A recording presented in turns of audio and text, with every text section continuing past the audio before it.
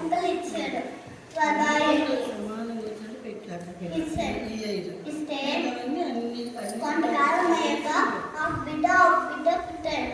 అప్పుడు రాజు చూస్తే తెచ్చాడు, ఇది రాజ్యానికి ఇష్టము, ఇది పాడవట్లో పాడియండి అని చెప్పాడు. చెప్పి చెరికట్టు చేసి పాటించాడు. అప్పుడు కోటికి రక్షణగా జర అనే రాజసి ఉండేది. ఆ జర అనే రాజసి అలా కాపలా కాస్తుంది. కాపలా కాస్తుంటే ఒక బిడ్డ దొరికింది. ఇదేదో బాగుందని నేను తిందాం, ఇంకో ముక్క దొరికితే తిందాం అని చెప్పేసి కొంచెం ముందుకెళ్ళింది. ఇంకో ముక్క దొరికింది. ఆ రెండు ఒక దగ్గర పెట్టింది.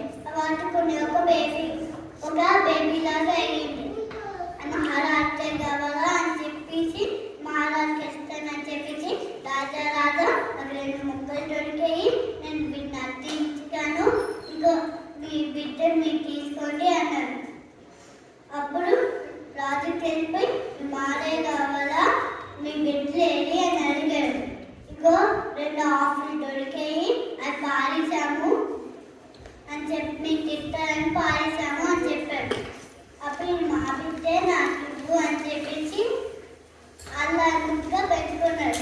నీ పేరే పెట్టుకుంటున్నా అని చెప్పి జరాసంధుడు అని పెట్టాడు. జరాసంధుడు అంటే జర అనే రాజసి అటికించడం అంటే చండించింది కాబట్టి జరాసంధుడు అని పేరు పెట్టుకొని అలా ముద్దుగా పెంచుకున్నాడు.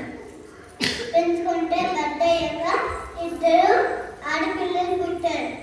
ఆడపిల్లలు పుట్టే ఆ ఆడపిల్లని కంసుడికి ఇచ్చి పెళ్లి చేశాడు.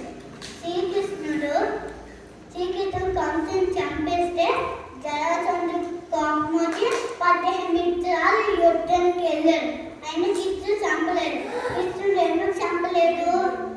అది జరాసంధుడు చావు భీముడి చేతిలో ఉంది కాబట్టి కృష్ణుడు చంపలేదు. అప్పుడు ఎందుకు చంపలేదంటే వాడు మంచోడు కాడు. ఒకరోజు మగధ రాజ్యానికి భీముని తెచ్చి జరాసంధుని చంపించాడు.